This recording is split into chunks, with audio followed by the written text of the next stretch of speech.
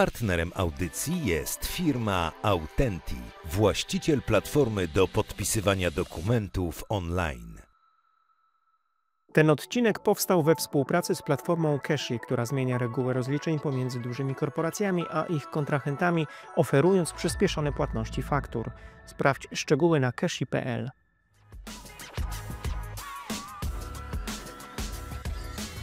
Fajną rzecz usłyszałem, jak byłem na akceleracji w Dolinie Krzemowej. To badania Stanfordu, to nic takiego mojego, że tam founder taki w Dolinie Krzemowej, który osiąga sukces, statystycznie 6 wcześniej startupów kładzie.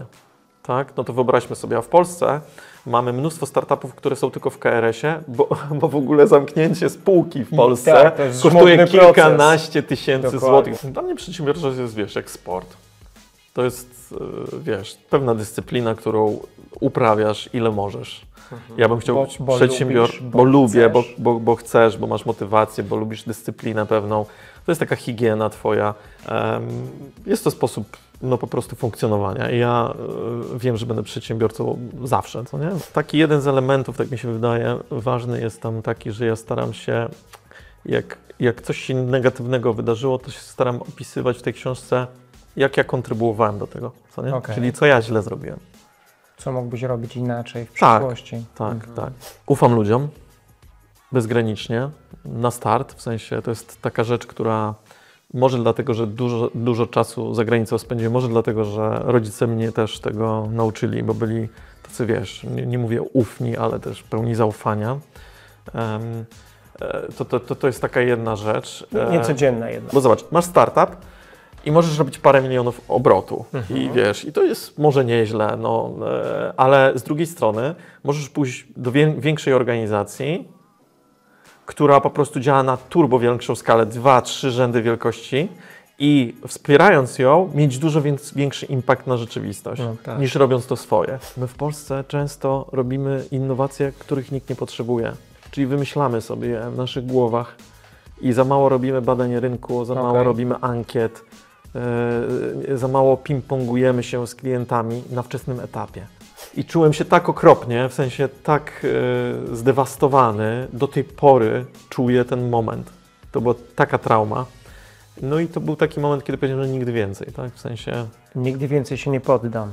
Nie odpuszczę, w sensie muszę spróbować przynajmniej, tak? Jak jest jakaś szansa, to ja ją podejmę, tak? I spróbuję. I niech się dzieje, co chce. Wolę się sparzyć, niż mieć to uczucie, że po prostu nie spróbowałem. Okay.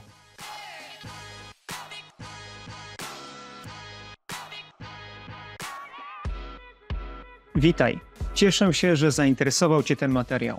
Stworzyłem ten podcast dla Ciebie, byś mógł budować i z sukcesem rozwijać swoje biznesy. Moi goście, założyciele, prawdziwi eksperci z pewnością dadzą Ci wiele cennych wskazówek i inspiracji, jak robić to szybciej, łatwiej, efektywniej. Ale uważaj, nie będziemy niczego owijać w bawełnę. Przed Tobą, przedsiębiorcą, wyjątkowe wyzwanie. Wytrwaj w tej drodze, rozwijaj swoją firmę z sukcesem, ale pamiętaj, jak wygląda prawdziwy biznes, taki bez lukru. Zaczynajmy. Gościem programu jest Artur Racicki. Jestem wyjątkowo podekscytowany rozmową z Tobą, Artur.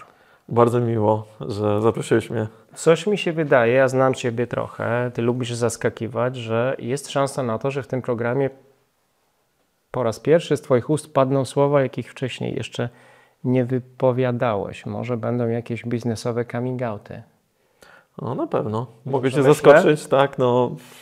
Dawno gdzieś publicznie nie mówiłem o tym, co u mnie, więc pewnie tak. To pierwszy coming out zróbmy wspólnie, dobra?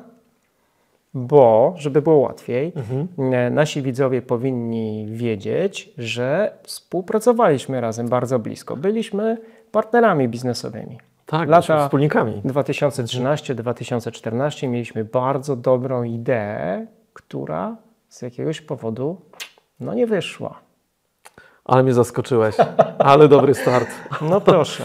Tak, to prawda. Przecież 2014 rok to mieliśmy spółkę Buku i to było bardzo ciekawy moment, ponieważ zarówno Ty myślałeś o rynku nieruchomości, jak rozwiązać pewne problemy, jak i ja o tym myślałem. Dokładnie. Z moim wspólnikiem. I siedliśmy do stołu i połączyliśmy dwa pomysły. I tak upraszczając, żeby nie zanudzać, to zrobiliśmy wyszukiwarkę nieruchomości, która była agregatorem wyników z różnych wyszukiwarek, więc rozwiązywała wtedy taki mega fajny problem, ponieważ jak szukasz mieszkania, na przykład na Mokotowie, powiedzmy, tak jak tutaj jesteśmy, to zaznaczasz sobie na mapie obszar, który Cię interesuje i parametry, które Cię interesują i Ci wyskakują ogłoszenia i nie musisz skakać po serwisach. I to naprawdę dobrze działało, algorytmicznie, tak? To było po prostu... Kreowaliśmy dane, zbieraliśmy wszystkie z polskiego internetu. Dodatkowo miałem wrażenie, to było takie inteligentne wyszukiwanie, bo ważyliśmy te parametry. No dobra, ale nie udało się. Nie udało się. Z jakiego powodu się nie udało? Ja myślę, że to... Tylko nie przyjmuję odpowiedzi, że dlatego, że byłem CEO w tym przedsięwzięciu, dobra?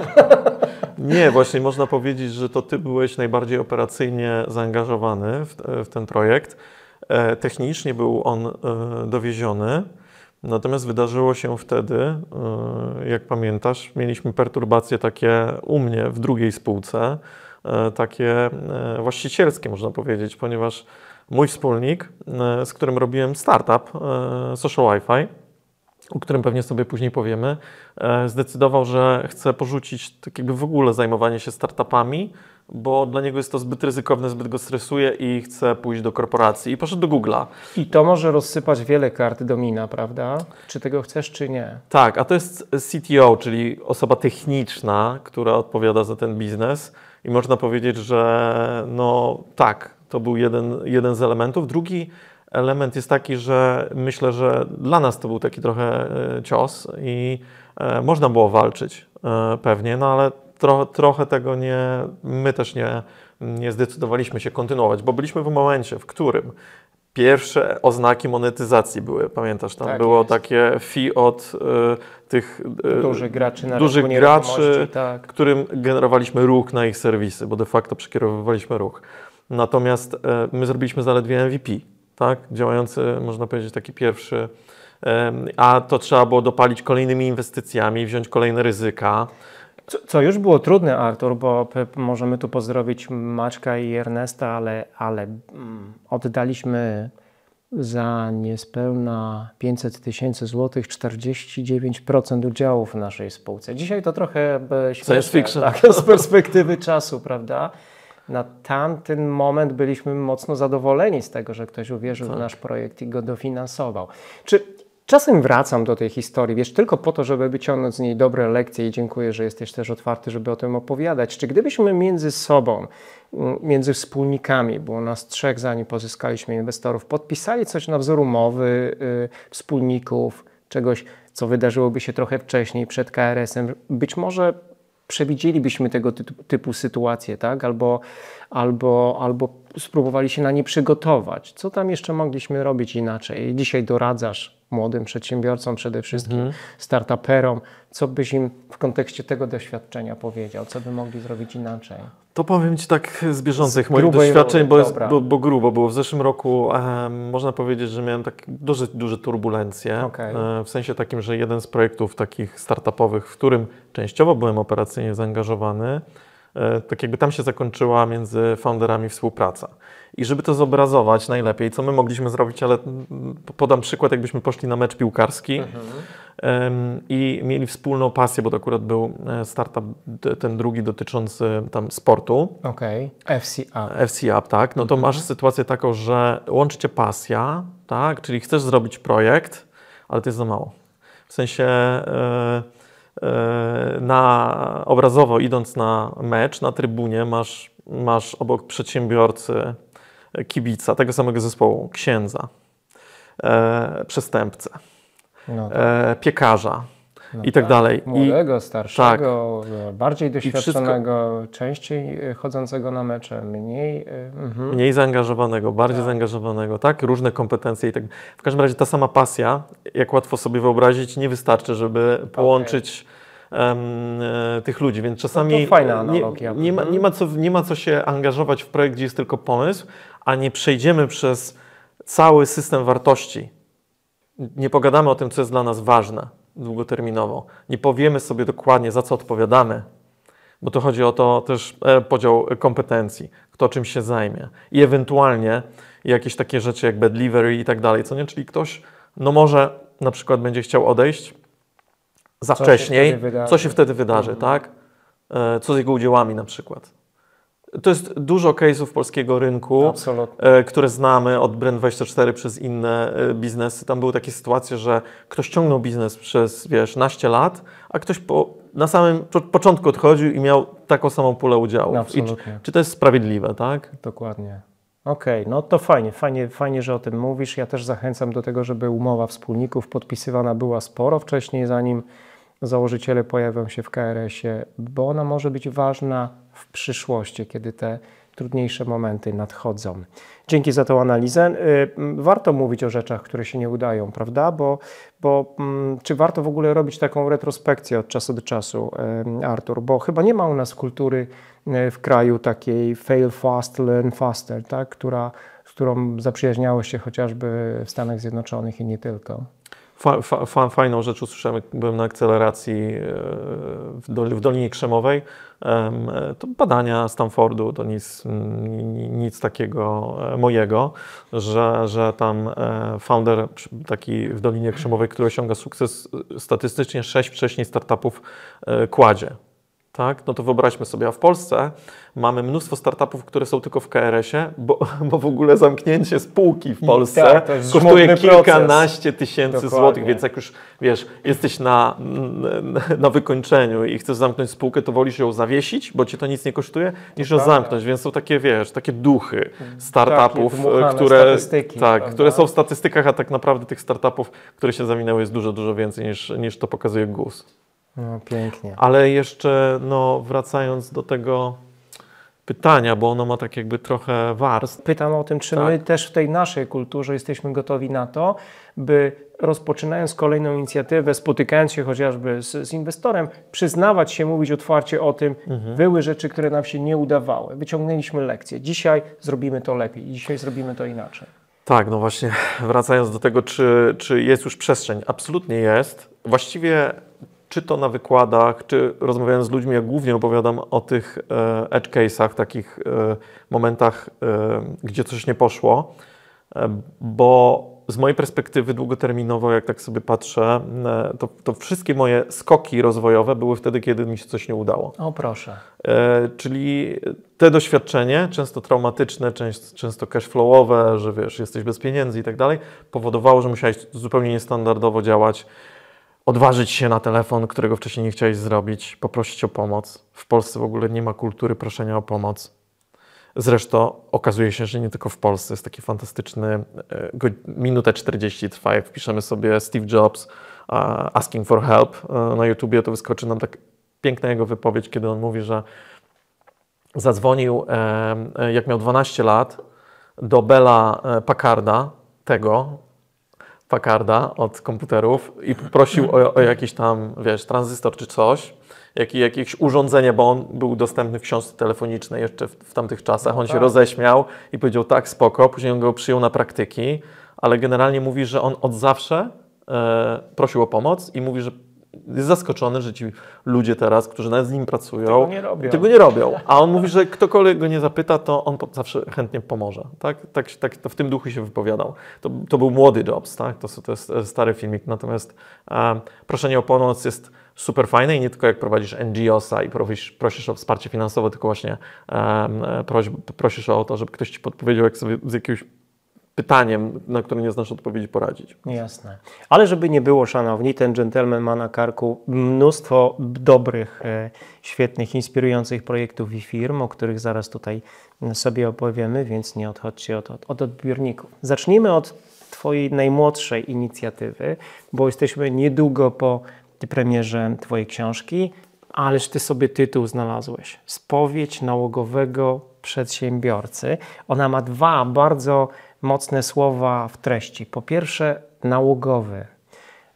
To co jest w byciu przedsiębiorcą tak uzależniające, że użyłeś aż tak mocnego słowa? Dla mnie przedsiębiorczość jest, jak sport. To jest, pewna dyscyplina, którą uprawiasz ile możesz. Ja bym chciał być przedsiębiorcą, bo lubię, bo chcesz, bo masz motywację, bo lubisz dyscyplinę pewną. To jest taka higiena twoja. Jest to sposób po prostu funkcjonowania. I ja wiem, że będę przedsiębiorcą zawsze, co nie? W sensie nie planuję nie być przedsiębiorcą, pójść na emeryturę i wiadomo, w różnych rolach, bo to czasami, wiesz, im dalej w las, tym bardziej to będzie doradzanie młodym przedsiębiorcom, ale cały czas to będzie styk z przedsiębiorczością, tak? Więc aktywne albo wspieranie kogoś, albo samodzielne robienie biznesu. Więc czyli jesteś uzależniony. Jest absolutnie uzależniony od przedsiębiorczości. Spowiedź, ponieważ chciałem, żeby ta książka była... To taka szczera rozmowa. Spowiedź mi się kojarzy z taką rozmową o grzechach, trochę o zaniedbaniach, o kłopotach, które tam wcześniej miałeś. Piszesz o takich w książce? Ja to... kokieteryjne pytanie, bo ja ją czytałeś. przeczytałem. Tak, wiem, że przeczytałeś. Taki jeden z elementów, tak mi się wydaje, ważny jest tam taki, że ja staram się, jak coś się negatywnego wydarzyło, to się staram opisywać w tej książce, jak ja kontrybuowałem do tego, co nie? Okay. Czyli co ja źle zrobiłem. Co mógłbyś robić inaczej w przyszłości. Tak. Co spowodowało, że to... Jak ja kontrybuowałem dosłownie, nie szukam winy u innych, bo to po prostu wiadomo, że wszyscy uczestniczą w jakimś tam biznesie i procesie, ale co ja? Bo nie mogę powiedzieć o tobie na przykład, ale wiem dokładnie, co u mnie się działo i co mogę zmienić. A tytuł to wcale nie jest mój pomysł, tylko społeczności, bo wrzuciłem ankietę po znajomych, szukaliśmy tytułu, później była taka ankieta na szerszej grupie. Jestem self-publisherem, oczywiście musiałem to zrobić najtrudniej jak się da, czyli sam sobie ją wydałem, pisałem ją 4 lata i tytuł wybrała społeczność. Okej. To skąd ta idea się pojawiła, żeby spisać te dotychczasowe osiągnięcia? To jest jakaś forma rozliczenia z przeszłością? To tak naprawdę przez 4 lata to ewoluowało, tak? Okay. Bo ja chciałem podsumować, podzielić się doświadczeniami pierwotnie, tak? Później jak wszedłem w to głębiej, to pojawiały się inne warstwy, tak? W sensie chciałem sprowokować, tak jak kiedyś, jak robiłem podcast, zresztą to też robię, ale to podcast robię po to, żeby spotykać się z ludźmi i po prostu się inspirować. Tak samo ta książka powstała po to, żeby ci, co ją czytają, i ten efekt osiągnąłem, no nie? Dzwonią do mnie, piszą i po prostu mi opowiadają, że na przykład coś podobnego przeżyli, albo by chcieli ze mną omówić, bo po prostu jest to mega interesujące. Jakiś fragment i spotykam się, ze względu na to, że to jest 300 stron, to po prostu z tym, że ludzie różne rzeczy wyłapują w tej książce. Okay. Każdy gdzieś tam... Dla każdego co innego może zarezonować. Tak? Ja na przykład opowiadam, myślę, że dość odważnie, bo to jest książka, można powiedzieć, o przedsiębiorczości jednak, ale o relacji z ojcem, który był alkoholikiem, którego wyciągałem z więzienia i tak dalej, więc to są takie niełatwe... Intymne troszkę tematy. Niełatwe, intymne, ale one prowokują chyba najwięcej rozmów. Bo bardzo mało rozmawiamy o tych rzeczach, a jednak każdy z nas ma swoje traumy z dzieciństwa, często związane z ojcami. Często ludzie z pokolenia urodzonych 70., 89 szczególnie. Teraz troszeczkę jesteśmy tacy z tymi dziećmi, tak w innym modelu funkcjonujemy, jesteśmy bardziej opiekuńczy, nie ma przemocy i tak dalej, ale kiedyś była. O rany, jak czytałem tu wybrane rozdziały w tej twojej książce, to wracałem wspomnieniami na swoje blokowisko i takie historie, które tam opisujesz. Z jednej strony takiego fajnego socialowania się tam, bycia ze sobą, ale z drugiej strony właśnie trudnych rodzin, wyzwań, jakichś walk pomiędzy rówieśnikami. Bywały takie sytuacje. Fajnie. To jest naprawdę lektura warta waszej uwagi, szanowni. A ty dzisiaj, po zrobieniu takiej trochę rewizji tego dotychczasowego twojego życia, 45 lat, jak myślisz, co cię doprowadziło do tego momentu w życiu? Co było krytyczne, co było takie najbardziej istotne z punktu widzenia tego, gdzie jesteś teraz? To jest trudne pytanie bardzo. Czy na to miało wpływ wiele elementów różnych, czy jeden taki istotny, wiesz? Może spróbuję. W tych rozmowach jest ciekawe to, że właściwie jakbyśmy porozmawiali za rok, to one trochę inaczej by wyglądały. Super. I tak dzisiaj, jakbym miał ci odpowiedzieć, to pewnie ja mam kilka takich cech, które są powszechne, ale zlepek ich może dawać jakiś indywidualny, powiedzmy, obraz i to, gdzie jestem, jak się rozwijam. Ufam ludziom bezgranicznie, na start, w sensie to jest taka rzecz, która może dlatego, że dużo czasu za granicą spędziłem, może dlatego, że rodzice mnie też tego nauczyli, bo byli tacy, wiesz, nie mówię ufni, ale też pełni zaufania. To jest taka jedna rzecz. Niecodzienna jednak i w kontekście kultury tutaj w kontekście rodzimej. statystyk, bo my jesteśmy z bloku tego postkomunistycznego i te kraje, właśnie Rumunia, Bułgaria i tak dalej, śledzę te statystyki, my jednak mamy niski współczynnik zaufania. Drugi od końca, Artur, jeśli te dane są ciągle aktualne, bo je też kiedyś podglądałem w Europie. Drugi od końca w Europie pod względem zaufania. No to pewnie to jest jakaś unikalność. A nie ma obaw z przyznawaniem takiego kredytu już na starcie twojemu rozmówcy? Nie wiem, to jest taka dysfunkcja, można powiedzieć, albo funkcja, nie wiem jak to, ale tak jest. I wolę to mieć, pielęgnować, uważam, że to jest fajne. A oczywiście bardzo łatwo stracić to zaufanie, co nie? Bo natomiast przez tą moją ufność też nieraz się sparzyłem. Inna rzecz mi się wydaje to jest taka, że Mówisz o sporcie, on cię nauczył systematyczności i pracowitości przede wszystkim. Sport jest obecny całe życie, więc na pewno, ale tu znowu dużo osób uprawia sport, zresztą twoich rozmówców też, to widać po prostu, że bardzo często przy przedsiębiorczości jest ten sport we wczesnych latach i tak dalej, przeróżny sport i to uczy systematyczności, determinacji. Ja myślę, że chyba jeszcze ważniejszą rzeczą jest to, że ja nie wiem z jakiego powodu, ale lubię wchodzić w trudne sytuacje, wychodzić ze strefy komfortu, tak? Ja po prostu codziennie biorę zimny prysznic. Nie cierpię tego, robię to, bo wiem, że po prostu ten wystrzał dopaminy powoduje, że mam po prostu lepszy humor. I dla tego lepszego humoru, który jest później, najpierw się trochę pomęczę, tak? Więc też można robić rundę inwestycyjną łatwiej z jednym inwestorem, ale można zrobić na przykład crowdfunding, który jest po prostu przetrudny. Można wydać książkę z wydawcą, miałem taką opcję, i to by było takie, wiesz, bezbolesne, promocja zrobiona i tak dalej, ale robię to sam, bo chcę po prostu dowiedzieć się, jak to wygląda, spróbować tej promocji. A już w tej chwili myślę, ty mnie w ogóle zainspirowałeś do jednej rzeczy mocno. Wyszedłeś operacyjnie ze spółki, którą zresztą tworzyłeś wtedy, kiedy ja Social Wi-Fi'a tworzyłem, bo ten Buku, o którym mówiliśmy, ta wyszukiwarka, to jest taki jakby dodatkowy projekt, który był w międzyczasie, tak, robiony. Można powiedzieć, że 2 projekty naraz robiliśmy, a jeden wspólny. To robiąc 20 lat innowacje, ja w tej chwili też operacyjnie wyszedłem ze startupów. To jest właściwie to jest ten coming out. To jest coming out taki mój, nie nasz wspólny. Rewelacyjnie. Rewelacyjnie. Nic lepszego się nie mogło wydarzyć. Ale nie było żadnych obaw, nie miałeś wątpliwości, to są trudne decyzje. No i to szczerze mówiąc było tyle obaw, co ja miałem z tym związanych. No wiesz, jesteś w pewnym schemacie znowu, że robisz te innowacje, ale ja wiedziałem, że ja po prostu potrzebuję na chwilę odetchnąć, zrobić po prostu... Wiedziałem, że po prostu muszę dotknąć większej skali biznesu. Poza tym chciałem znaleźć...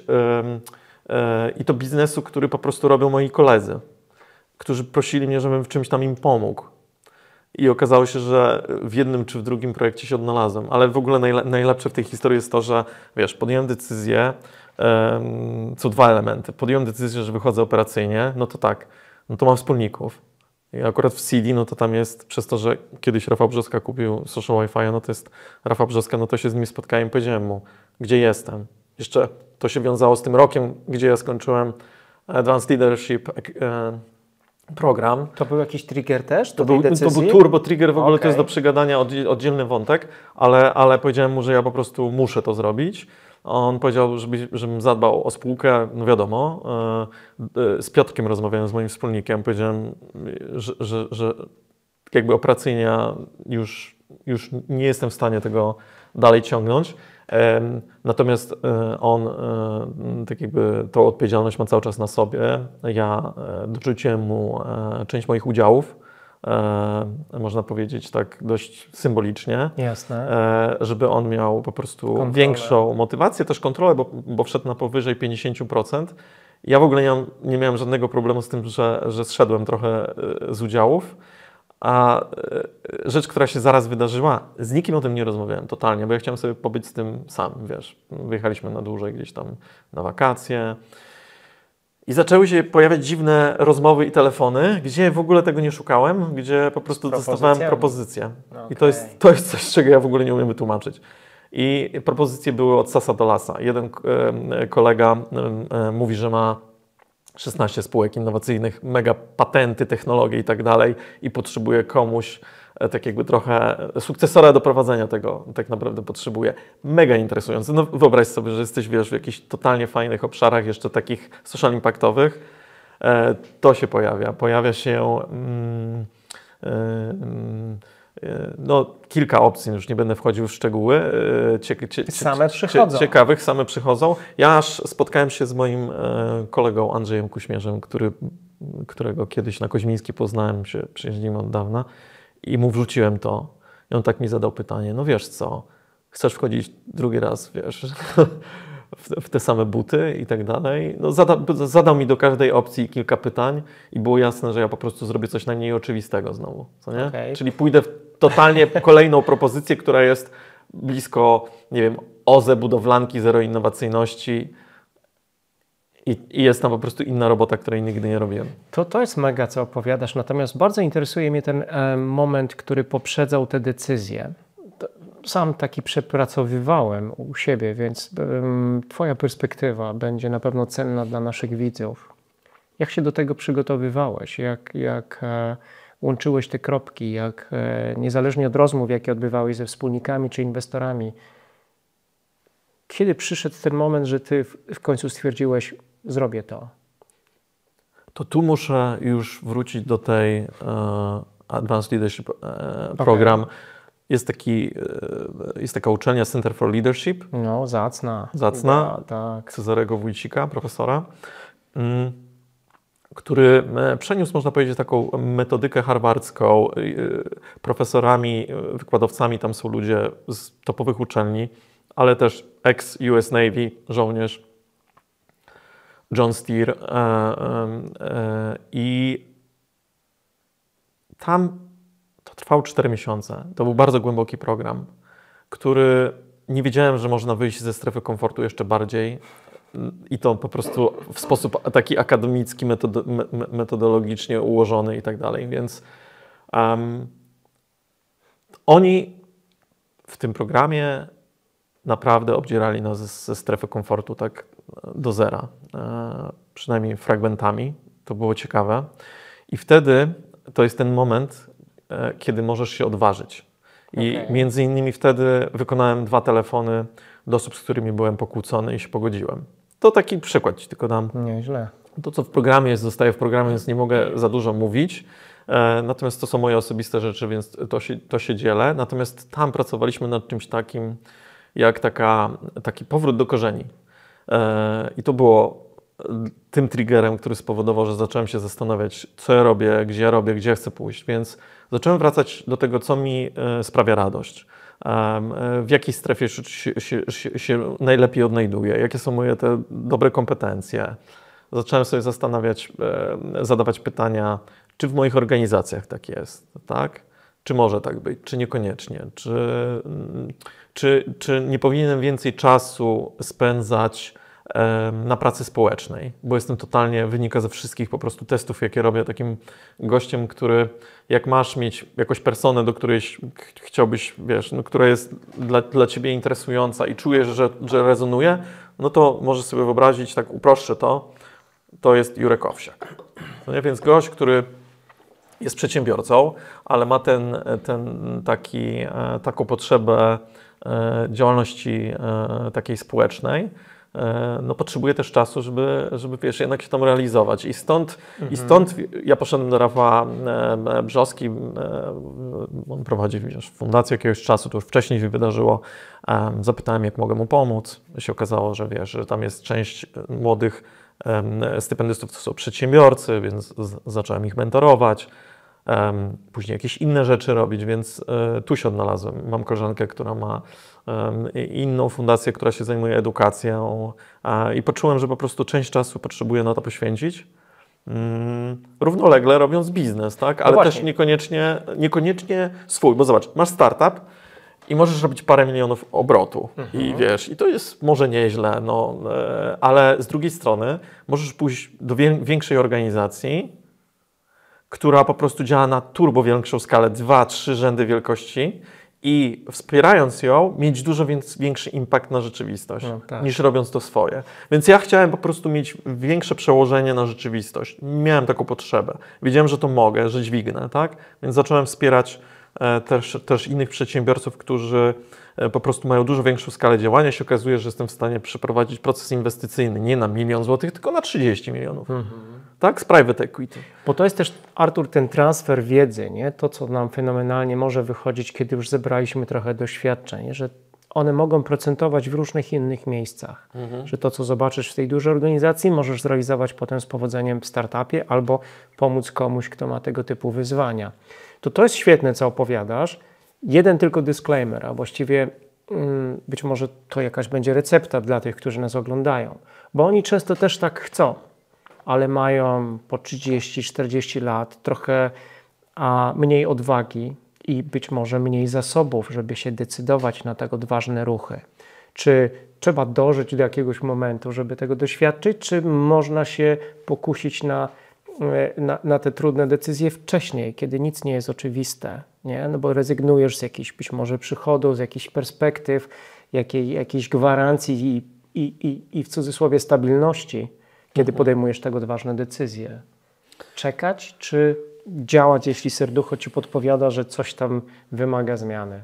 No wiesz, jak ci serducho podpowiada, że trzeba iść, to już nie czekać. No nie? Ja rozumiem, bo na studiach na MBA mam kontakt z ludźmi w korporacjach i ludźmi z przedsiębiorcami. I to są różne case'y, tak? Jedni chcą zmienić coś u siebie w firmie albo zmienić w ogóle obszar działania, a inni chcą się wyrwać z korporacji. Jedni mają partnera, który zarabia pieniądze i jest w stanie być jedną nogą, tak jakby filarem dla rodziny. Inni tej sytuacji nie mają. To strasznie indywidualne, tak? Natomiast ja się potwornie bałem. To właściwie tak było, że kurczę, ale to tak naprawdę ta sytuacja finansowa nawet, wiesz jak to jest w startupach, to ona nigdy nie jest taka super kolorowa, jakby ludziom się wydawało. Rzadko jest, więc wyrwanie się też z robienia innowacji szybciutko mi pokazało, że no, świat jest dużo bardziej ciekawy i naprawdę można robić rzeczy. Powiem Ci taką historię, spotkałem się ostatnio, przez chwilę rozmawiałem z Michałem Rańskim z Wirtualnej Polski i on tam zapytał, co u mnie, ja mu powiedziałem, wiesz co, wyszedłem ze startupu, on mówi, w końcu, nareszcie, no mówi, to jest dobre, mówi, to jest fajne, wiesz, w sensie, żeby spróbować czegoś takiego, wiesz, tradycyjnego, śmialiśmy się, że lepiej produkować kominki czasami niż po prostu robić innowacje, bo to jest takie, wiesz, realne, rzeczywiste, to rośnie i to też może mieć pozytywny wpływ. No to kończymy tematy związane z książką. Ty mówisz w niej, człowiek uczy się na własnych błędach, ale wy możecie na moich. To już was, szanowni, powinno przekonać do przeczytania spowiedzi nałogowego przedsiębiorcy. Mnie się podoba bardzo ten drugi aspekt, który biorę z twojej lektury. Nie poddawania się. Żadne, nawet te niesprzyjające warunki w biznesie nie muszą determinować naszej przyszłości. To jest to, co mimo 50 lat na karku, biorę z twojej lektury w pierwszej kolejności. Mówiłeś, że ta książka jest obdarta z lukrowych opisów, w przeciwieństwie często do tego, co przedsiębiorcy zamieszczają na przykład na LinkedInie. Co według ciebie sprawia, że w świecie biznesu tak trudno jest mówić otwarcie o tym, co nie wyszło? Czemu ludzie zakrzywiają tą rzeczywistość? W Polsce mi się wydaje, że to wynika z tej kultury takiej piętnowania, ale to się bardzo zmienia. Chcę powiedzieć, że są pozytywne zmiany, takiego piętnowania porażek, naśpiewania się, więc w Stanach, jeśli przeciętny ten przedsiębiorca 6 razy, wiesz, wywraca się, to jest tak normalne, że nie ma dyskusji na ten temat. Zobacz, jest ten gość od WeWorka, biliony, tak, dolarów położył biznes I później chwilę po tym komunikuje, że on zakłada nowy startup i największe fundusze inwestycyjne, wiesz, ładuje pieniądze. Tak.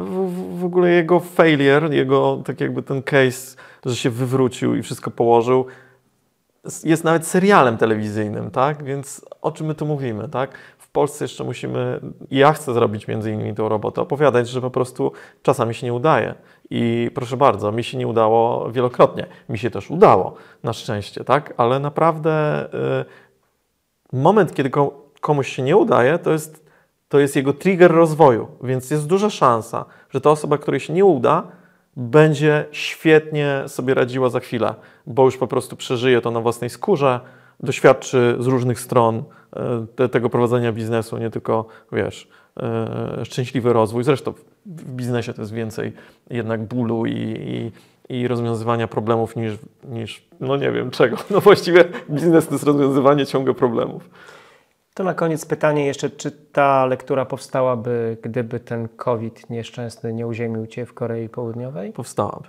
Ja się do niej zbierałem po raz drugi. Tak? Wcześniej dobrze, że nie napisałem tutaj podziękowania dla Rafała Agnieszczaka, bo on jak miałem taki pomysł w 2014 czy 2015 roku, powiedział mi, że chyba spadłem, no nieważne, w każdym razie mnie wtedy zatrzymał, powiedział, że doświadczenia jeszcze nie ma, co nie, żeby opisywać i bardzo dobrze, że to zrobił, bo ja po prostu pojechałem do Stanów, zobaczyłem tą rzeczywistość w Dolinie Krzemowej, strasznie chciałem to opisać, co nie, ale to tak naprawdę, wiesz, to trzeba odczekać jednak i wyciągnąć wnioski, a poza tym trzeba poza Doliną Krzemową, tak jak w moim wypadku, i to było fajne, zobaczyć też, jak wyglądają akceleratory dla spółek technologicznych w Tajwanie, Izraelu, na zachodnim, wschodnim wybrzeżu Stanów, w Korei Południowej. Gdzie ty nie byłeś?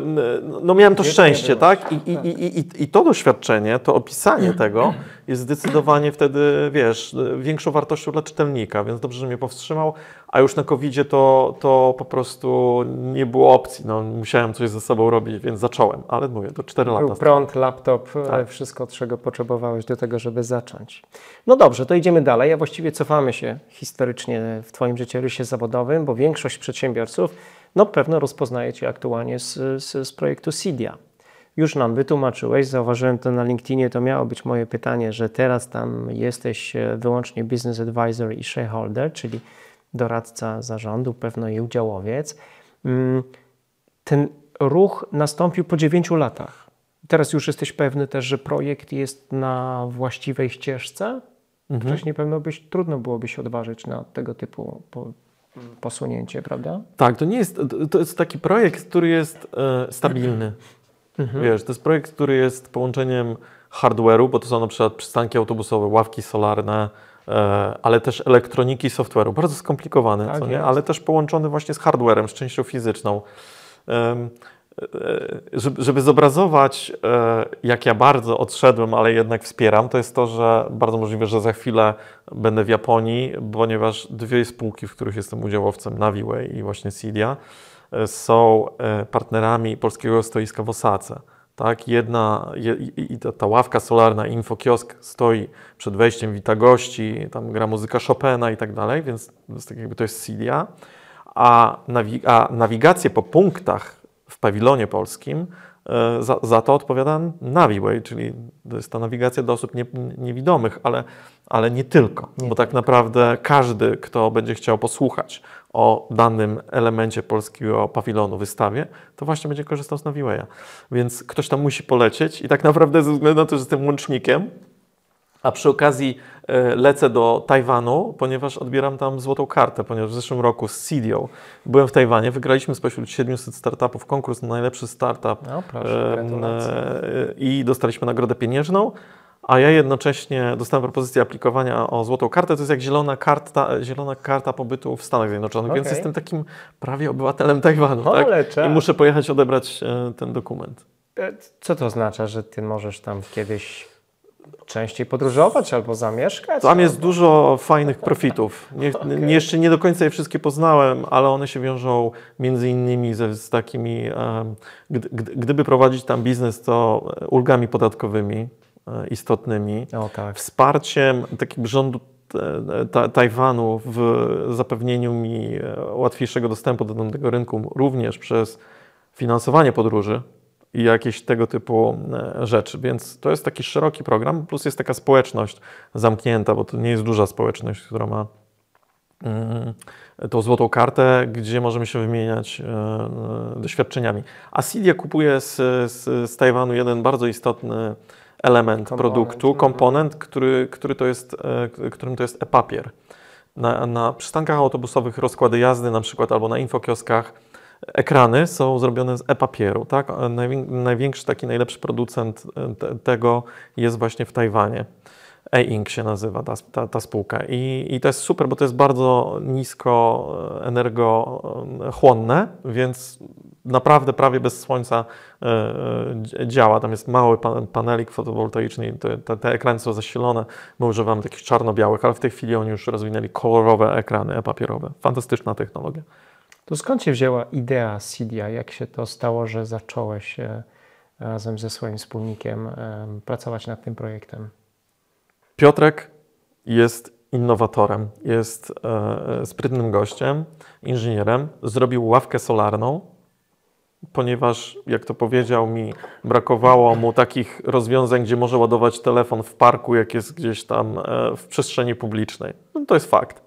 Szczególnie turystom, którzy podróżują w danym kraju, brakuje tego typu spotów w przestrzeni publicznej. I powiedział, że chciałby mieć coś więcej niż tylko ładowanie z tej ławki telefonu, chciałby mieć hotspot Wi-Fi, a ja wtedy prowadziłem social Wi-Fi, więc dałem mu ten hotspot Wi-Fi, żeby on sobie mógł ten EVP zrobić. Później przyszedł do mnie i powiedział, wiesz co, słuchaj, nikt tego nie chce kupić, może ty byś chciał tą ławkę, więc ja kupiłem ławkę solarną, używaliśmy jej na konferencjach. To był taki niestandardowy, marketingowy dla mnie gadżet. Później przyszedł do mnie i powiedział, wiesz co, tylko ty to kupiłeś. Ja mówię, wiesz co, bo to jest po prostu brzydkie. W sensie, to jest funkcjonalne, fajne, ale to nie jest ładny produkt. A nie chciałbyś ze mną tego robić, bo ja po prostu się nie znam na marketingu, sprzedaży, ja umiem to po prostu dostarczyć, tak, wyprodukować, wiesz, technicznie. Potencjał. A mi się to bardzo podobało od strony tak jakby rozwiązania problemu, więc powiedziałem, słuchaj, no to może spróbujmy pójść do paru firm i zobaczymy, czy w ogóle jest jakaś przestrzeń, czy ktoś to będzie chciał poza mną. Tak, i poszliśmy, akurat fajnie się zdarzyło, bo jedno z pierwszych spotkań to było obecny E.ON, ale tak naprawdę RWE się przekształcało w Innogy i robiło kampanię marketingową, że oni wchodzą w energię słoneczną i tak dalej. To w to im graj. I oni powiedzieli, natychmiast chcemy 12 ławek, na bulwarach wiślanych je rozstawiamy i tak dalej. Więc w ogóle myśleliśmy, że to jest w ogóle pod B2B produkt. I się okazało, że to był pierwszy klient B2B i ostatni. Tak? I dalej to już byli, teraz wróciły projekty B2B, natomiast przez kilka lat to sprzedawaliśmy głównie do samorządów. Natomiast my podpisywaliśmy z nimi umowę, jak była spółka w organizacji. To takie szybkie tempo było, tak? Musieliśmy w 3 miesiące, wiesz, bo my tam poszliśmy z PowerPointem. No to zdążyliście wyprodukować? Tak, musieliśmy zrobić, wiesz, obudowy, bo to najtrudniejsza część to było ten hardware, bo te ławki na początku były proste, no wiesz. Jak one tylko ładowały telefon, miał hotspot Wi-Fi, no to tam to nie było skomplikowane. Natomiast trzeba było, no wiesz, od rysunku wyprodukować to. Więc i oni jeszcze zamówili 2 modele, czyli my od razu zaczęliśmy od 2 różnych kształtów.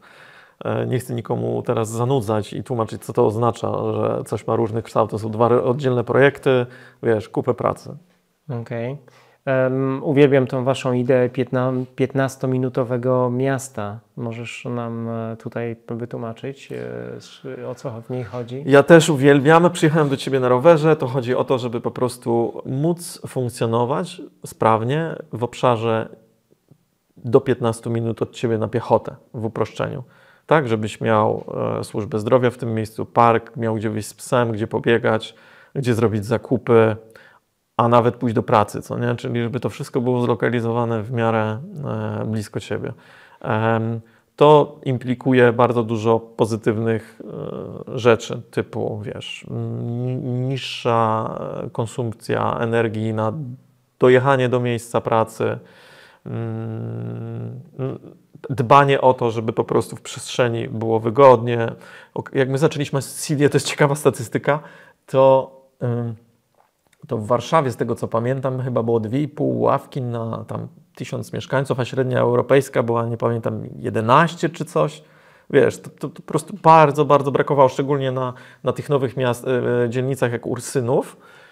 to się okazywało, że starsza osoba, która idzie na spacer, to ona, żeby do ławki dojść jakiejś i odpocząć, to potrzebuje przejść 400 metrów. Wyobraź sobie? No tak. To jest w ogóle niemożliwe, co nie? Więc teraz jest zupełnie inna sytuacja. To się bardzo w Warszawie, w ogóle w całej Polsce poprawiło, ale byliśmy w dużym kryzysie. Także ta ławka solarna też rozwiązuje problem naprawdę starszych ludzi, nie tylko, wiesz, młodzieży.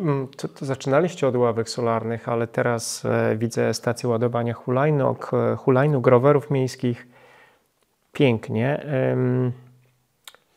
To jeśli chodzi o takie KPI czy osiągnięcia po tych latach, to z czego dzisiaj jesteś najbardziej dumny? Z tego, w ilu krajach jesteście, na jaką skalę działacie, albo może jakieś jeszcze ambitne plany przed Wami, czy przed spółką, w której jesteś udziałowcem? Na pewno fajne jest to, że już mieliśmy takie momenty, że większość przychodów była z zagranicy. Okay. Więc my w ogóle mieliśmy tak, że wygrywaliśmy masę konkursów za granicą.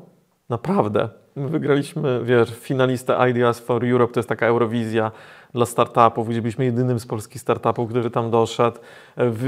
W Tajwanie to Ci powiedziałem, tak? Jak byłem w Korei, tam mieszkałem, też wygraliśmy jako tam najlepszy startup w sektorze Smart City w Busanie, więc masę to osiągnięć. zawsze miał być projekt globalny od początku? Okay.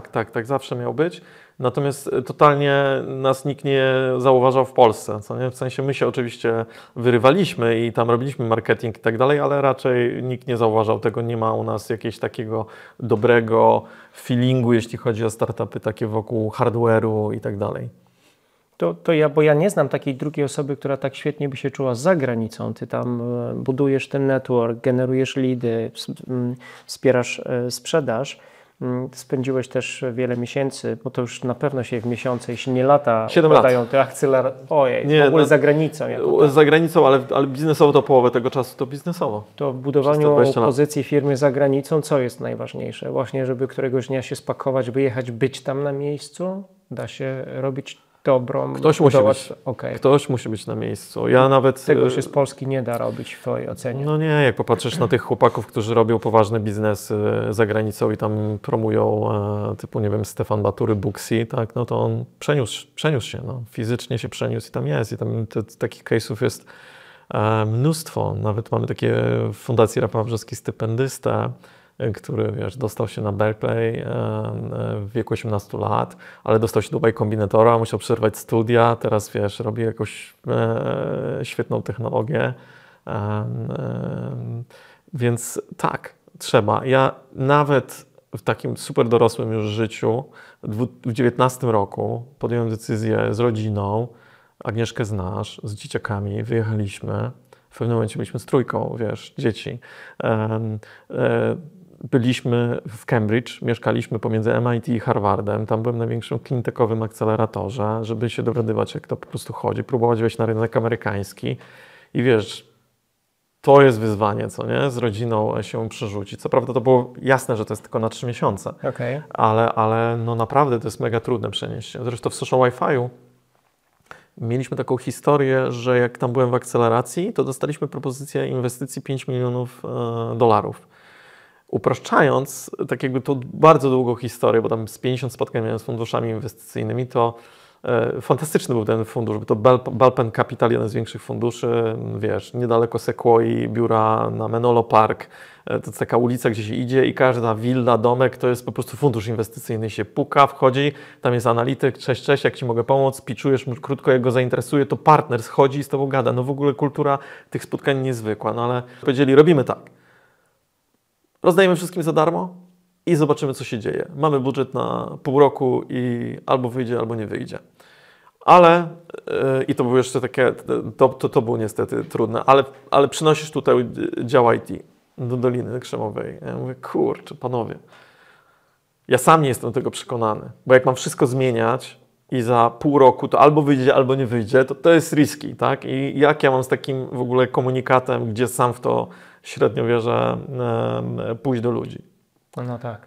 No, więc ja zrezygnowałem, mogłem mieć taką historię social media. Mogliśmy zrobić eksperyment, nie wiem, co by się wydarzyło, ale z drugiej strony, jak byłem w Nowym Jorku chwilę później, napisałem do Rafała Brzoski, zainteresowałem go i to też się dobrze zakończyło. O tym Rafale i pamiętnym locie z Warszawy do Krakowa jeszcze porozmawiamy.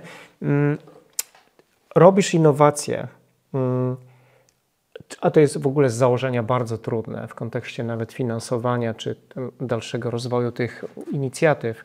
Czy jesteś bardziej zwolennikiem tego, żeby przedsiębiorcy stawiali na te innowacje, a dopiero potem próbowali je komercjalizować? Czy uważasz, że trzeba znaleźć jakiś wcześniej pomost i sposób na to, żeby te hipotezy zweryfikować i już także w kontekście potencjału przychodowego, a dopiero potem je skutecznie realizować? Jakby z której strony się za te innowacje brać, żeby to miało sens, bo one mogą być świetne, ale jeśli nie znajdują uznania wśród klientów, nie generują dochodów, to bardzo trudno je potem prowadzić, prawda? To znowu tak pomostowo pomiędzy tymi doświadczeniami z Polski i zagranicy, jakbym miał coś wskazać, to my w Polsce często robimy innowacje, których nikt nie potrzebuje.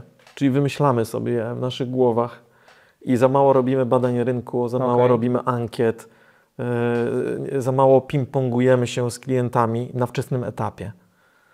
A to ma kilka plusów, taki ping-pong z klientem. Po pierwsze, czy to w ogóle jest potrzebne, a jak już potrzebne, to w jakim to kierunku się ma rozwijać.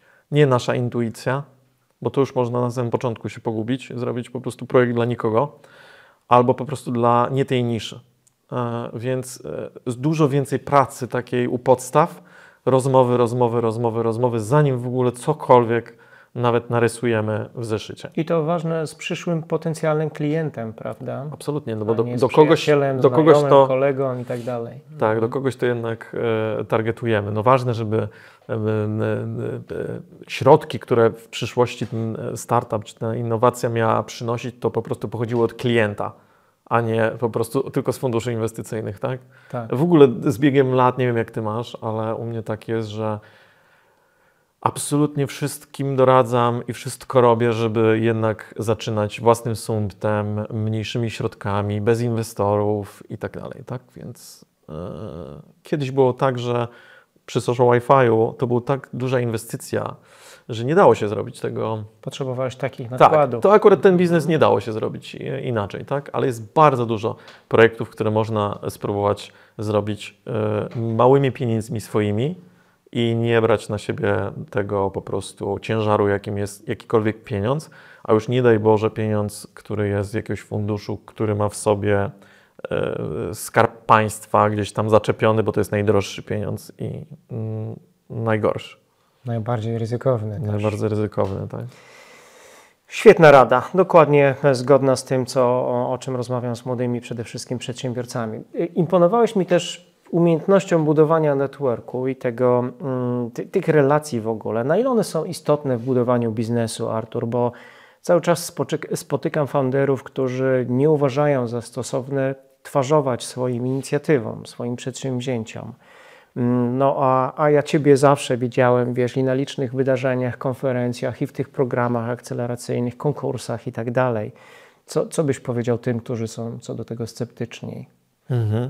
No wiesz, to jest takie trochę wejście all in, albo identyfikujesz się z tym, co robisz i wtedy też pokazując taki przykład ciągniesz za sobą zespół, no bo jak inaczej możesz to niby zrobić? Jednak to jest element odpowiedzialności za biznes, tak mi się wydaje. Ale oczywiście nie każdy ma takie predyspozycje, żeby to robić, więc też trzeba uszanować to, że wiesz, jak jest zespół founderski, to że jedna osoba bardziej chce, druga mniej. W tej chwili na przykład jestem w zupełnie innej przestrzeni, ja w ogóle nie mam potrzeby występowania, tak? Bardziej to robię jak muszę, ale absolutnie wolę inspirować ludzi, wspierać w tym, żeby ich popychać do przodu. To mnie bardziej interesuje. Zjadłeś już zęby na tym wcześniej, już to przeżyłeś te doświadczenia, tak? Tak, poza tym to jest stres, co nie? To jest za każdym razem no, ty się jeszcze stresujesz? Wiesz co, jak to jest coś od zera, no to jest zupełnie... Znaczy, czyli to jest potrzebne do czegoś, w sensie, wiesz, no uważam, że gdzie indziej mogę swój czas spożytkować lepiej. No to dajesz wartość nie tylko młodym ludziom, ale teraz mogę Ci się przyznać tutaj w programie, że też byłeś jedną z pierwszych osób, do których skierowałem swoje kroki, kiedy odchodziłem z korporacji właśnie. Pomyślałem sobie, że jak ten facet namówił do biznesu Rafała Brzoskę, siadając właśnie, czy kupując koło niego miejsce w samolocie, to jeśli będzie skory i gotowy do tego, żeby o tym opowiedzieć, jaka ta przedsiębiorczość jest w jego wykonaniu, to będzie i mnie łatwiej podjąć decyzje dotyczące wyjścia z korporacji i pójścia na swoje. Więc jeszcze raz Ci za to dziękuję, że wtedy byłeś otwarty. Takie miałeś to myślenie out of the box właśnie. Czy to jest tak, że też je nabywałeś z czasem? Bo powiedziałeś, że od zawsze chciałeś być przedsiębiorcą. Twoi rodzice byli przedsiębiorczy, prawda? Czy takiego właśnie tej umiejętności poszukiwania tej fioletowej krowy, czy ty je nabywałeś z czasem? Jak każdy nabywałem z czasem, natomiast ja miałem taki jeden moment bardzo, bardzo wcześnie, kiedy wiesz, reprezentowałem szkołę w koszykówce, nie jestem wysoki, natomiast zawsze rozgrywałem, rzucałem za 3 i dużo punktów zdobywałem. I mój nauczyciel WF-u, który też był tam w AZS-ie Lublin, był trenerem, powiedział, że koniecznie muszę pójść do AZS-u, tak? Że się marnuje, że trzeba coś ze mną zrobić. No i mnie umówił na trening i poszedłem tam pod salę gimnastyczną i chodziłem 10 razy dookoła, widziałem jak grają chłopaki i zawróciłem. Bo się przestraszyłem. Okay. Przestraszyłem się. Nie znałem nikogo. Byłem jedyną osobą z tego osiedla, która tam, wiesz, w autobus wsiadła i pojechała. I czułem się tak okropnie, w sensie tak zdewastowany. Do tej pory czuję ten moment. To była taka trauma. No i to był taki moment, kiedy powiedziałem, że nigdy więcej, tak? W sensie... Nigdy więcej się nie poddam. Nie odpuszczę. W sensie muszę spróbować przynajmniej, tak? Jak jest jakaś szansa, to ja ją podejmę, tak? I spróbuję. I niech się dzieje, co chce. Wolę się sparzyć, niż mieć to uczucie, że po prostu nie spróbowałem. Okay. Więc był taki moment u mnie w życiu, ale oczywiście, wiesz, to są trudne rzeczy. Z tym Rafałem, jak w ogóle dziękuję za miłe słowa, ale to z tym Rafałem to widzisz, to ja próbowałem się z nim 10 razy umówić, tak? I naprawdę miałem kontakt z asystentką i ona naprawdę jej było przykro, że po raz kolejny mi przekłada to spotkanie. Ja po prostu zapytałem, ale gdzie on, co on? On mówi, no musi po prostu zmienia plany, wszystkie, nie tylko twoje, ale wszystkie spotkania anuluje, musi o 13 lecieć do Krakowa. No i szybka rozmowa była. No, szybka rozmowa to trwało naprawdę długo, ale na koniec dnia to było tak, że najpierw zapytałem, gdzie siedzi, ona nie chciała powiedzieć, gdzie siedzi. W końcu mi powiedziała, zadzwoniłem do lotu, żeby kupić koło niego miejsce, ale było zajęte, więc wróciłem do asystentki, poprosiłem, żeby ona go przesadziła, powiedziała, że zwariowałem. I później jednak to zrobiła i spotkałem się na lotnisku, on mówi, co tu robisz? Ja mówię, no wiesz, lecę z tobą do Krakowa. I siedliśmy z komputerem, siedząc koło siebie na tym krótkim locie 40-minutowym i dogadaliśmy inwestycję w social Wi-Fi, 2 miliony złotych. Która przeniosła cię trochę w inny wymiar wtedy. Absolutnie. O rany, a taka pierwsza przygoda z biznesem to zaczyna się w 2003 roku, kiedy zakładacie w bardzo licznym gronie znajomych, kolegów ze studiów agencję Enzo.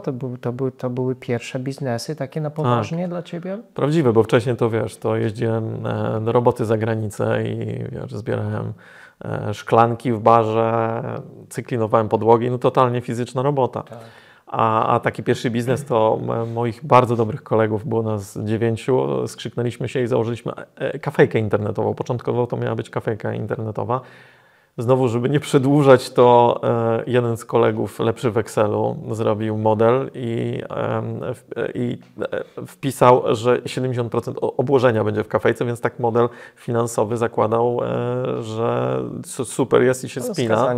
Jesteśmy skazani na sukces. Okazało się, że obłożenie jest 30%, po 3 miesiącach, ze względu na to, że głównym kosztem to były te komputery, czynsz lokalu, który jest po banku, więc drogi na krakowskim przedmieściu w Lublinie, szybko straciliśmy płynność finansową. No i zebraliśmy się i co robić? Jakie mamy kompetencje? No okej, mamy 2, którzy programują, mamy takich, którzy znają ludzi w mieście, w urzędach i tak dalej, więc zaczęliśmy biegać i przynieśliśmy pierwszych klientów i tak powstała agencja interaktywna, która robiła strony internetowe. Zresztą do tej pory Enzo ma się dobrze, tylko z tych 9 wspólników na koniec zostało 2. Okay. I to było wystarczające. No, tak? Ty też wyszedłeś. Prawda? Ja też wyszedłem jako pierwszy, tak, bo wyjechałem do Anglii i po prostu zaproponowałem kolegom odkupienie. To mój był pierwsze wyjście cash out z biznesu. Dlaczego właściwie przedsiębiorczość? Dlaczego nie myślałeś wtedy, że po prostu pójdziesz do pracy na etat? No mama zawsze mnie tak zachęcała, żebym poszedł do banku, że to takie fajne. Fajna, stabilna praca, dobrze płatna. Miałem też taki moment, że po prostu myślałem o Wielkiej Czwórce, firm konsultingowych, no bo to było takie czasy sexy, były, co nie? To było takie wow, każdy pracować. chciał pracować, to prawda. No natomiast szybko poczułem, że jednak bardziej mnie kręcą te biznesy, tak? Że to, na co ja mam wpływ. Wyjechałem, nie miałem pieniędzy tylko, to był ten problem, tak? Nie miałem za bardzo jak wystartować czymś innowacyjnym, gdzie trzeba posiedzieć. Jakiś kapitał mieć, no w ogóle no, wiedziałem, że chcę w online coś robić. Wymyśliliśmy z kolegą, że chcemy mieć konkurencję najpierw dla wirtualnej Polski, później dla sekcji sportowej, no to ambitnie. Takich dużych, no wiesz, takie ambicje takiego nowicjusza, tak jak, nie wiem, czy pamiętasz, pewnie z 10 lat temu dużo osób przychodziło i pukało, słuchaj, mam taki pomysł, zrobię serwis lepszy niż Facebook. Ten poziom głupoty, co nie? No ale taka była fantazja i wyjechałem do Anglii po studiach, zarobić pieniądze, jedyny cel i opłacić sobie studia MBA. Na te dwie rzeczy chciałem zarobić pieniądze.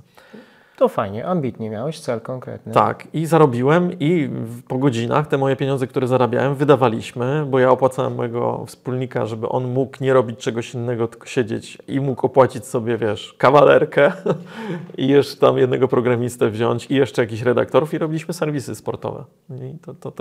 I to tak szło. I wiesz, że ja zaglądałem na sport24.pl jakieś 2 dni temu i ta domena jest ciągle niewykorzystana. Co się stało z tym projektem? Po blisko 4 latach zrobiłeś exit do platformy mediowej Point Group. No to był pierwszy prawdziwy taki twój biznes, prawda? Tak, i to duży exit, można powiedzieć. No w sensie właśnie. z bankruta, którym byłem chwilę przed tym exitem, gdzie mieszkałem u kolegi, bo już nie mieliśmy kasy, bo totalnie się, wiesz, wypłukaliśmy. I do momentu, że ktoś przy wycenie 400 000, którą ja zaproponowałem, naiwnie niską tak naprawdę, bierze 51% udziałów i daje nam w cashu 200 000 złotych, to no wiesz, to my mówimy na tamte czasy, to wiesz, to mieszkanie można powiedzieć, no tak? Więc to było fajne. I wejście do grupy mediowej, gdzie po prostu, która robi emisję akcji na giełdzie, gdzie się wszystko rozwija. Tylko rok później przyszedł kryzys. Ten nieruchomościowy, który pociągnął wiele branż w dół, a szczególnie branżę mediową. No tak. Bo kto oszczędzał? Na czym oszczędzał? Na reklamie, tak? Więc większość firm zaczęła optymalizować koszty. Ty byłeś też wtedy w tym sektorze mediowym i raczej wszyscy stawiali na online i odchodzili od różnych tam projektów typu papier. A to była chyba jedyna grupa, która zrobiła odwrotnie, co nie? W sensie wycięła cały prawie digital, który tam jest, za który ja tam tak naprawdę odpowiadałem. Dlatego tak szybko moja przygoda się skończyła, dlatego nie było drugiego cash-outu, drugiej, wiesz, tak jakby drugi raz na tym projekcie nie zarobiłem. Dlatego mówimy o platformie mediowej Point Group w czasie przeszłym też, prawda? To istnieje, to się inaczej teraz nazywa, jest wciąż na giełdzie. O, to jest zaskoczyłeś. No, tak. Nie pamiętam, jak to się nazywa, ale jest właścicielem z takich rzeczy, które każdy zna, to jest właścicielem Wprostu. Okej. Tak, bo oni w pewnym momencie od pana króla kupili Wprost. Dalej jest jeszcze social Wi-Fi właśnie, znów unikalna idea, no to chyba nie lubisz rzeczywiście tych prostych projektów, bo na tamten czas to chyba też było jakieś szaleństwo wymyśleć taki koncept. Oj, można właśnie tak z perspektywy czasu to bardzo sobie komplikowałem życie. Tak? No, w sensie robiłem projekty, które są pierwsze na rynku. Tak, wyprzedzały trochę czasy. Wyprzedzały, tak? No, my mieliśmy social Wi-Fi i konkurencję mieliśmy jedyną w tym samym czasie powstała w Stanach i w Anglii. 3 spółki. I trafiliśmy z lepszą nazwą, bo nasza nazwa stała się generyczną dla całej branży. No tak. Więc mogliśmy wszystkich ścigać, bo mieliśmy zarejestrowany znak towarowy i oni, jak pisali social Wi-Fi, że nasze rozwiązanie, to my wysłaliśmy pismo i oni zdejmowali to ze strony internetowej. To starsi wiekiem nasi widzowie będą pamiętać być może social Wi-Fi, a tym młodszym powiedz, czym była ta idea. Cały czas jest, bo jest na 106 rynkach i ma się bardzo dobrze, jest to bardzo rentowny biznes. Idea jest taka, że pewnie znacie to, jak jesteście w hotelu, że logujecie się do Wi-Fi i wyskakuje Wam takie okienko, żeby coś wpisać. To jest właśnie social Wi-Fi. Social Wi-Fi dlatego, że media społecznościowe, bo były używane wtyczki do logowania typu Facebook, Twitter, tak? To od tego się zaczęło. A w ogóle idea się zaczęła od tego, że my w biurze po prostu sobie zrobiliśmy takie proste rozwiązanie, żeby się meldować na Facebooku. Kiedyś bardzo popularną funkcją było check-in, zamelduj się. No i po prostu ludzie to widzieli, każdy z pracowników, który chciał u nas skorzystać w biurze, bo tam 7 osób czy 8, to się check-inował na Facebooku. No i zaczęło być trochę szumu wokół tego, ale tak pomyśleliśmy, kurde, to jest fajne, ale nie dla nas do biura, tylko po prostu dla restauracji czy dla innych branż, ponieważ one mają ten problem, że jak idziesz do restauracji, to jesteś anonimowy, jak nie ma programu lojalnościowego, a jak się zaczekinujesz Facebookiem, to już później możesz wejść w interakcję z tym klientem. Wracać, oferty jakieś dobre Tak, i zaczęliśmy to robić, to promocje zaczęły działać i naprawdę klienci byli zadowoleni, zaczęliśmy od małych klientów, później małe sieci, później Sphinx, duża sieć, później naprawdę małe hotele, duże hotele, później zagranica, tak? A najlepsza historia, tak jakby kończąca tę przygodę jest taka, że kiedyś w ambasadzie Wielkiej Brytanii w Polsce spotkałem Paula Webstera, który był wspólnikiem w konkurencyjnym rozwiązaniu. Okay. I ten Paul Webster podszedł do mnie, a ja mu powiedziałem, że wysyłam na niego pismo, bo łamią tam, wykorzystują naszą nazwę, więc tak się poznaliśmy, że ja od razu mu strzeliłem takim tekstem. Ale później zaczęliśmy rozmawiać, napiliśmy się wina. I się okazało, że jest fajnym gościem i że ma partnerkę, która jest Polką i dosłownie, nie wiem ile nam to zajęło, ale może z pół roku czy rok, ale on przeniósł się do Polski i najpierw był odpowiedzialny za sprzedaż, a później jak ja wyszedłem operacyjnie, to on został prezesem spółki i jest do tej pory. Także z konkurencji jednej z większych z Wielkiej Brytanii przenieśliśmy prezesa. To o FC App już trochę mówiłeś, ty tam jeszcze ciągle doradnie już nie jesteś związany z tą. Szkoda, bo takim, wiesz, to mi imponowało. Po pierwsze, jako byłem i jestem kibicem piłki nożnej, widziałem cię tam podczas tych mistrzostw świata, w tych projektach, mówię, no nie, co ten Artur wyprawia znowu. Się polubi teraz, tym razem nie z hokeistą, a z piłkarzem na przykład. Wydaje się, że ten koncept rzeczywiście bardzo fajny i taki super perspektywiczny, ale gdzieś mi zniknąłeś z radarów potem FC App.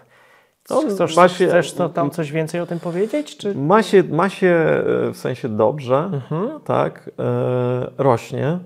Mnie tam nie ma i to jest chyba najpiękniejsza rzecz, jaka mi się w życiu wydarzyła, to, że dosyć w trudnych warunkach się rozstałem z moimi partnerami biznesowymi.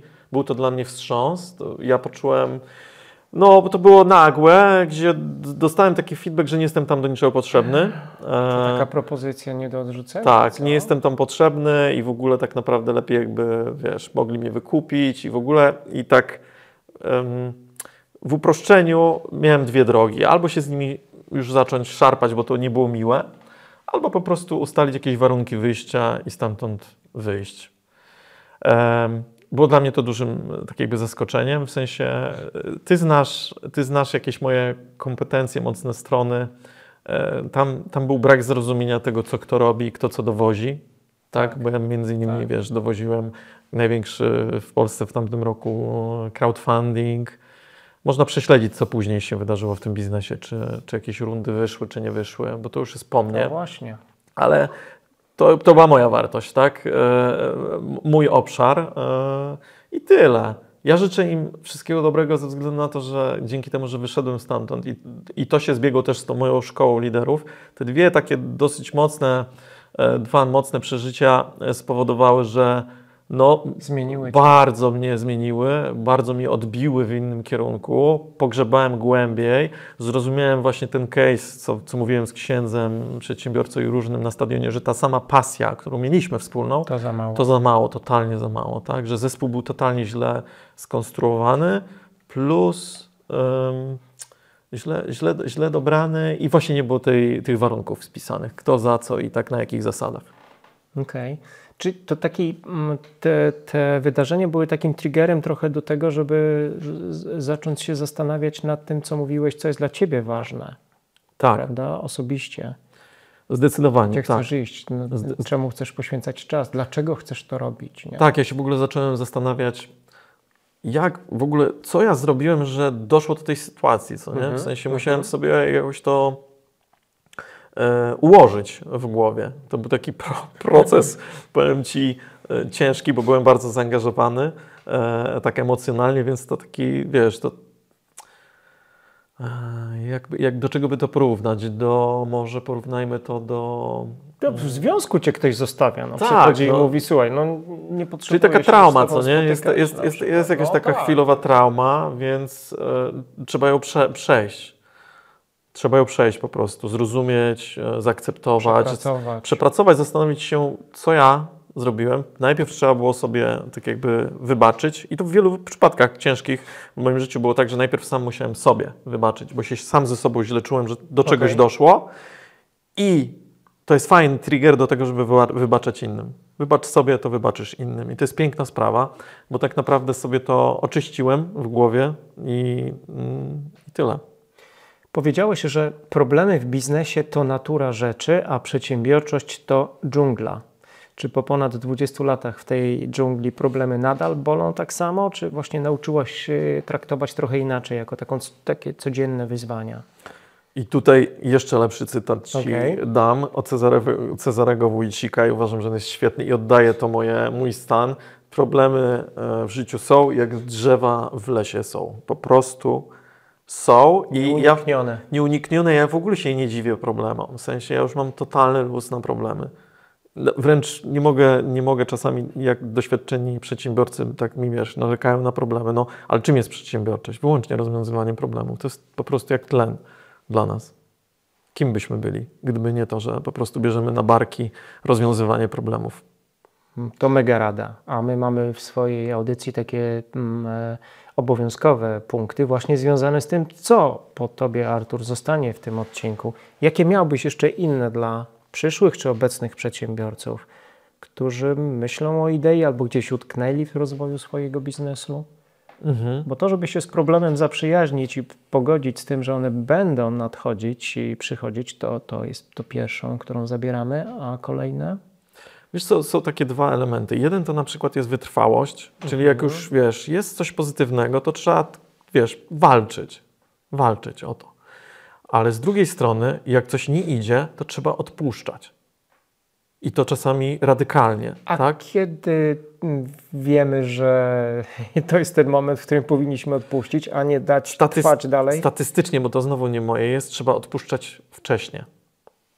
Tak? Czyli jeśli jesteśmy na wczesnym etapie, coś naprawdę bardzo słabo jest i się sypie, to naprawdę można wywnioskować, żeby nie tracić czasu i iść w nowy projekt. To jest w Stanach, co nie? Kładę to, lecę dalej, bo po prostu zebrałem swoje doświadczenie. Nie ma co międlić tego tematu, męczyć go. Ewidentnie rynek nie odpowiada pozytywnie na to, więc tu odpuścić. Ale jak już jest coś pozytywnie, już jest jakaś trakcja i tak dalej, jestem zmęczony, miałem problem z partnerem, to trzeba przezwyciężać. Tak? To trzeba przezwyciężać, no bo są pozytywne jakieś symptomy. No więc wiesz, zależy w którym momencie jesteś. Ale bez tych cech nie ma co w ogóle zanurzać się w świat przedsiębiorców, prawda? No bo jak ich brakuje, to ciężko będzie nam się pogodzić z tą rzeczywistością. Przedsiębiorczość nie jest usłana różami. Wcale to nie jest świat, wiesz, z bajki, wręcz przeciwnie. Przecież jest tak często, że my naprawdę gryziemy glebę i dostajemy po tyłku i nic w tym przyjemnego nie ma. A co jest najtrudniejsze dla Ciebie? Co było przez te lata w przedsiębiorczości? Uświadamianie sobie tych głupot, które robiłem. Co nie? Typu, nie wiem, ja cały czas myślę, że jednym z gorszych moich cech jest bardzo słaba komunikacja zdalna. Ja super się odnajduję, jak z kimś jestem. To jest relacyjność, co nie? Lubię ludzi, lubię gadać, ale jak mam coś załatwić zdalnie, a szczególnie przez telefon, to jest to dla mnie takie techniczne, ale wiem, że po drugiej stronie niekoniecznie musi być to odebrane jako coś do załatwienia technicznego, więc wiesz, czyli uświadamiam sobie, że po prostu mam cholerne braki, co nie, gdzieś, więc to jest ciężkie, ale no, lepiej sobie uświadomić, pracować, poprawiać, niż nic z tym nie robić, tak? Ja też z takich rzeczy odkrywczych to jest to, że takich ostatnich, to jest to, że czas jest dla mnie wolnością, co nie? W sensie nie mam ochoty gonić, podejmować za szybko decyzji, tak jak kiedyś. To jest mega ważne, co nie? Ostatnio z kolegami moimi młodszymi, którym pomagam, którzy mają dużo większy biznes, ale są odważni i tak dalej, miałem kilka takich momentów, kiedy oni mówili, to co robimy? A ja mówię, prześpijmy się. Prześpijmy się z tym, poczekajmy do jutra. I później jutro można i uwaga, lepszą decyzję. a i najlepsze było, że zawsze była inna decyzja następnego dnia, albo zmodyfikowana, więc jak można, to czekać. Ja popełniłem wiele razy błąd, że po prostu coś na chybcika. Szybkości, okej. Tak, ale z drugiej strony jest jeszcze jedna rzecz, żeby też nie popaść w skrajność, to ostatnio dostałem miły komplement, mega miły. Kolega mi powiedział, któremu też pomagam w jakiejś tam sytuacji, że Artur, ostatnie 2 godziny z Tobą to było dla mnie, jakbym przepracował tydzień. A ja tak, ale co my takiego zrobiliśmy? Artur, decyzje, zobacz, Ty już po prostu byłeś tu, więc dla Ciebie nie było to trudne. Co nie? Ale to jest doświadczenie. Tak? Tego się nie ma na początku drogi, więc... No właśnie, bo mentorujesz, ale też sam korzystasz z mentora, dobrze pamiętam? O, to jest w ogóle temat. No, a popatrz, tyle masz lat na karku, tyle doświadczeń, a jednak sięgasz po inną perspektywę. To mi imponuje, gratuluję. Mentor to jest jedna rzecz, bo cały czas szukam mentorów. Tak? W sensie mentorów to cały czas chcę mieć co najmniej jednego mentora. Ale jest lepiej. Całe życie myślałem, że coaching to jest jakiś bullshit.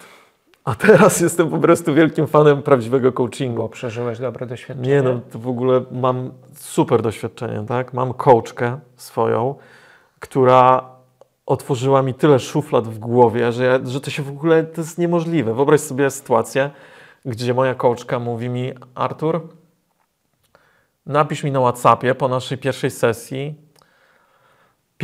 5 rzeczy, za które jesteś dzisiaj wdzięczny. Albo 5 rzeczy, z których jesteś zadowolony.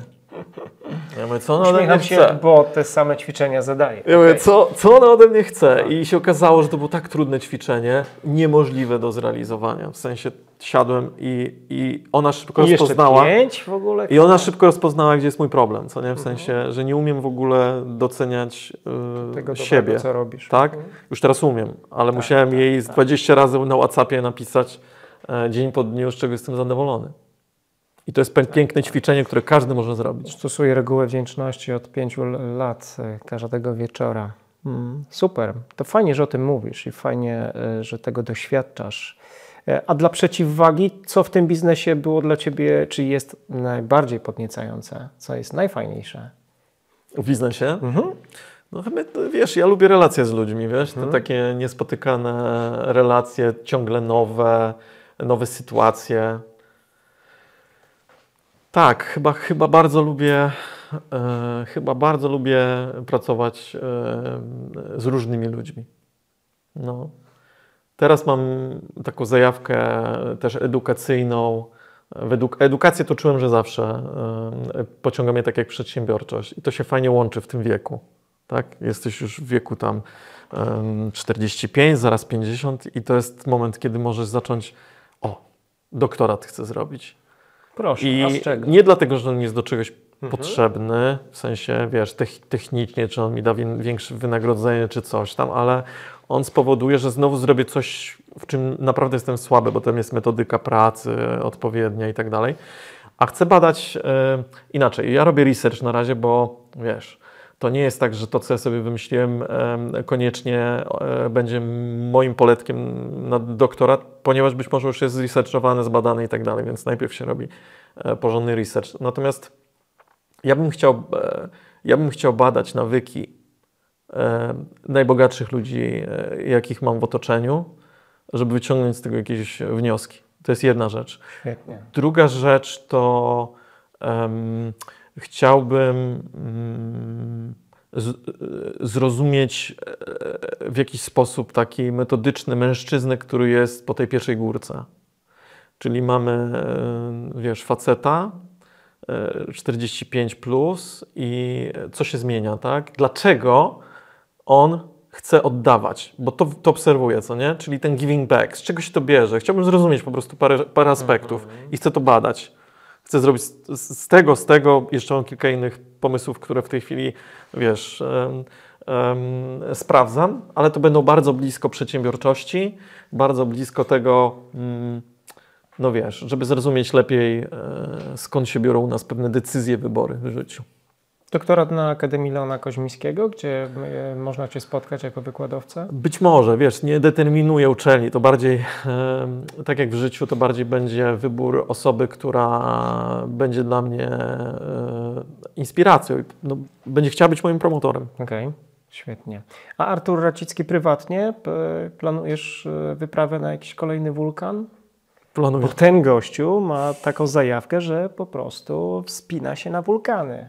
Tak, i to jest turbozajawka. Mam plan.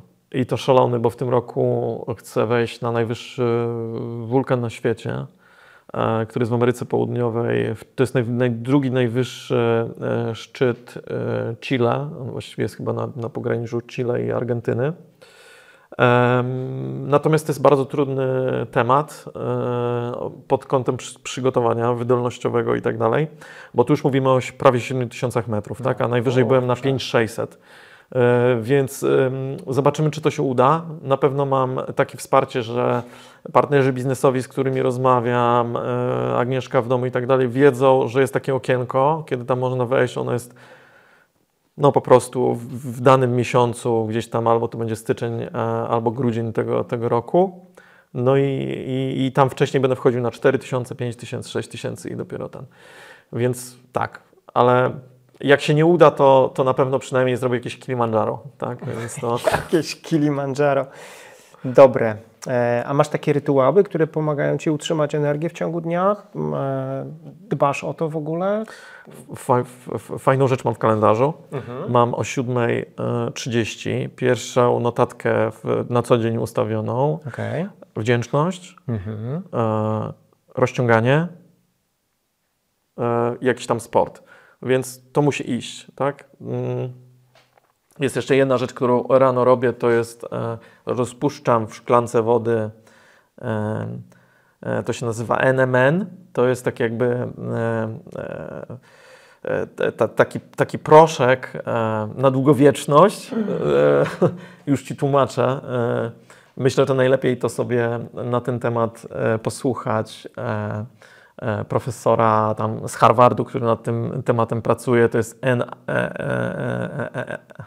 NAD+, to jest taka bardziej znana nazwa, którą można sobie zgooglać, natomiast tu chodzi o po prostu lepsze funkcjonowanie, odbudowę komórek, mitochondriów i tak dalej. Więc też na przykład przyjmuję taki preparacik codziennie, też jest rytuał, tak? Zimny prysznic z rana codziennie też jest rytuałem. Więc 3 razy w tygodniu biegam i staram się jeździć w Tatry, gdzieś tam wiesz, czasami do Murowańca, połazić po góry, wejść na zawrat, zejść z drugiej strony, wrócić do Zakopanego, przeróżne trasy, tak żeby sobie poćwiczyć, więc trochę jest tych No a do naszego studia rytuałów. Przyjechałeś na rowerze, więc trzymasz się zdrowo. Nie wiem, czy bym przyjechał, jakby szybciej było samochodem, bo akurat jesteśmy rozkopani, ale tak, no fakt, no to jest blisko. Co powiedziałbyś sobie 20-letniemu, gdybyś mógł się z nim spotkać na 5 minut? Jaką główną radę czy przekaz byś zostawił z młodszemu Arturowi? Ojeju, chyba, że będzie ciężko, ale lepiej wytrzymał. Okej. Tak, no bo to był ciężki okres i tak sobie myślę, że jakie szczęście, że ja już nie mam 20 lat. Bo to jest taka moja perspektywa, jak ja po prostu sobie wspominam siebie, jak miałem 20 lat, czy nawet 30 lat. Boże, jakie szczęście, że już nie muszę w tym wieku być i robić tych rzeczy i po prostu być takim głupkiem. Nie mówię, że wiesz, strasznie się zmieniłem, ale no jednak chyba im dalej w las te doświadczenia powodują, że no jak wyciągamy wnioski, no to jest przyjemniej trochę przez to życie. Ja Cię już trochę znam i zapewniam Cię, że się zmieniłeś i bardzo mi ta zmiana imponuje. Dziękuję za te wszystkie historie. Mam przekonanie, że nasi widzowie i słuchacze również wezmą z nich wiele dla siebie. Dzięki za rozmowę. Ja też bardzo dziękuję i przyznam się szczerze, że to jest w tej chwili ze względu na brak czasu, to jest jedyny podcast, jaki słucham, więc mega się cieszę. Biznesowy polski, bo wiadomo, że to się żongluje tymi podcastami. Mega się cieszę, bo te Twoje rozmowy są jakieś i one są cholernie dobrze przygotowane i cieszę się, że mogłem przyjść i pogadać z tobą. Dzięki, to był prawdziwy komplement. Do następnego razu. Gratuluję Ci wyboru. Ten czas spędzony z nami to była świetna inwestycja. Jeśli udało Ci się zabrać z tego odcinka choć jedną ideę lub rekomendację, dzięki której Ty i Twój biznes staniecie się lepsi, będę super szczęśliwy. Wierzę, że Polska może być kolejną Doliną Krzemową, co najmniej Europy, a Ty możesz rozwijać dobry, wartościowy biznes, wpływając na życie milionów. Jeśli się ze mną zgadzasz, polub podcast Biznes bez lukru lub podeślij ten odcinek komuś, na kim Ci naprawdę zależy. Dziękuję. Do zobaczenia wkrótce.